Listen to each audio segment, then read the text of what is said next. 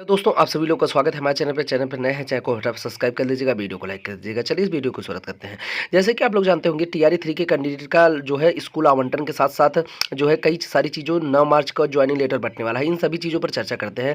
तो देखिए अभी 9 मार्च की डेट एक वायरल हुई है, हालांकि इसमें ये सही भी लग रही है क्योंकि कई अधिकारियों द्वारा भी इस बात की पुष्टि की गई है। लेकिन उसके पहले हम आपको अवगत करा देना चाहते हैं कि अभी टीआरई 3 के कुछ विषय का रिजल्ट यानी 11-12 का रिजल्ट अभी कुछ विषय का बाकी है, जो कि आने के बाद ही ये सारी चीज़ें हो पाएंगी, क्योंकि उन लोगों को रोक कर रखना ये सही चीज़ें नहीं होंगी।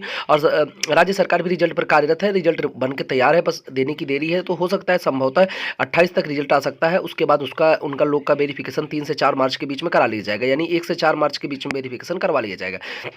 उसके बाद कहीं जाकर के जो है विद्यालय में आपका जो आपका नियुक्ति पत्र है, औपबंधिक नियुक्ति पत्र, वो आपको दिया जाएगा 9 मार्च को, यानी कि 9 मार्च से नियुक्ति पत्र वितरित किया जाएगा सभी डिस्ट्रिक्ट में। हालांकि जो है कुछ लोगों का बुला करके वहाँ पर पटना में दिया जाता है, सबका पटना में नहीं दिया जाएगा गाइज, ये चीज़ें आप लोग दिमाग से निकाल दीजिए। अब उसके बाद आपका होता क्या है, देखिए इसके बाद अभी आपके कई सारे ऐसे विकल्प हैं जो कि कराए जाते हैं। जैसे कि आप लोग जानते होंगे कि ऐसे देखिए डायरेक्ट इस तरीके की चीज़ें नहीं होती कि आपका जो है डायरेक्टली यहाँ पर आपको जो विद्यालय मिला है यानी इस पढ़ाने वाला विद्यालय मिल जाएगा। अभी आपकी ट्रेनिंग बाकी है, तो ट्रेनिंग तो 100% होनी ही होनी है, क्योंकि हालांकि ट्रेनिंग जो है कई बार जो है ड्यूटी के दौरान भी लगा दी जाती है, लेकिन इस बार ट्रेनिंग आपका करवाएंगे।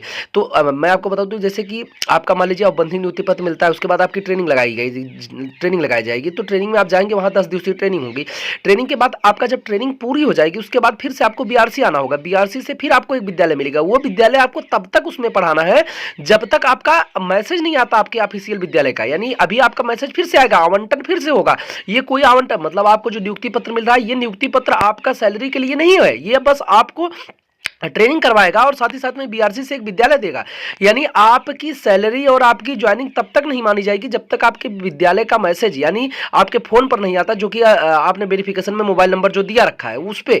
उसके बाद आप वहां पर जब बीआरसी से एक नोटिस फिर मिलेगा, उस नोटिस को ले यानी लेटर फिर मिलेगा, उस लेटर को ले जाकर के आप ज्वाइन करेंगे। उसके बाद से आपकी सैलरी चालू की जाएगी और वही आपका ज्वाइनिंग है और वही आपके प्राण पर लिखा जाएगा। यानी कि जो प्राण के बारे में तो सभी कैंडिडेट लगभग अब तक जान गए होंगे, वही होता है जिससे आपकी सैलरी आती है गाइस। तो अभी सैलरी आने में बहुत समय बाकी है, अभी केवल और केवल आपको नियुक्ति पत्र मिलेगा। संभवतः ये आपके ज्वाइनिंग करवाते समय स्कूल आवंटन करने में बहुत समय लग जाता है गाइस।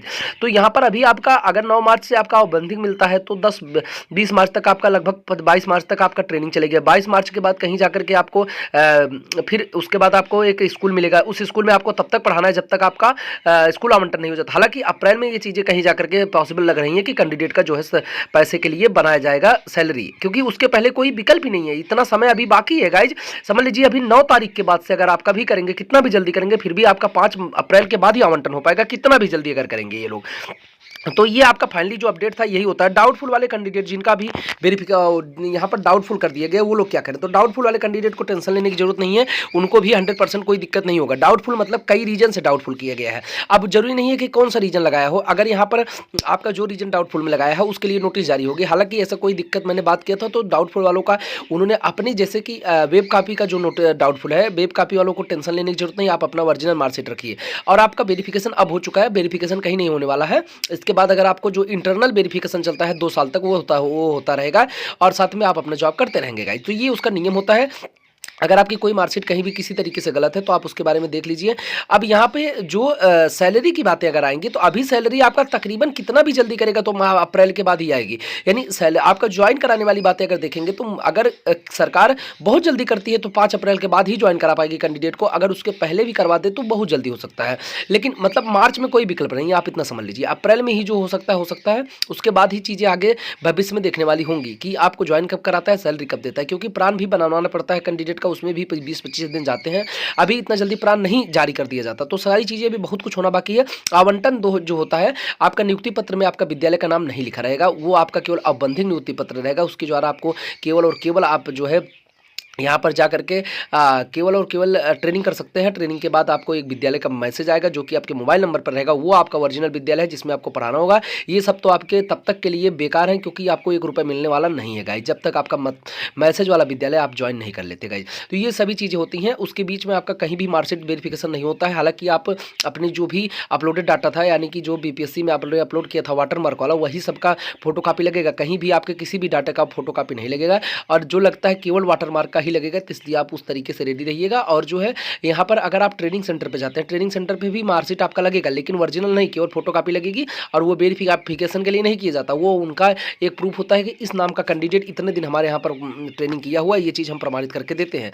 बिना ट्रेनिंग किए आपके अब जो है नौकरी में आपकी सैलरी नहीं आने वाली, ये मैं 100% श्योरिटी के साथ बता रहा हूँ। हालांकि ट्रेनिंग आपको करना ही करना है, चाहे आपकी ट्रेनिंग लगती भी रहेगी इस तरीके की, लेकिन जो ये ट्रेनिंग होती है इसको आपको 100% सेफ्टी के साथ करना है।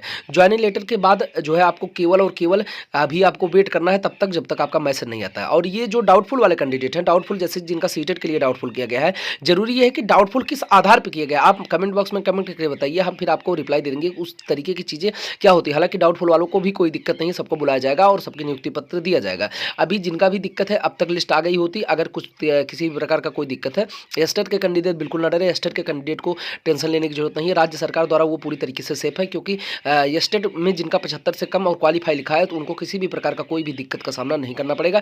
क्योंकि देखिए फॉर्म भरते समय चीज़ें स्पष्ट थी कि आप अदर स्टेट के थे और जो है राज्य सरकार ने आपको क्वालीफाई किया है। हालांकि सीटेट का मैटर थोड़ा सा अलग है, लेकिन सीटेट में भी कैंडिडेट पूरी तरीके से सेफ दिखाते, अभी हाईकोर्ट का जो ऑर्डर है उसके अनुसार सेफ दिखाई दे रहे हैं और वो भविष्य में भी सेफ रहेंगे।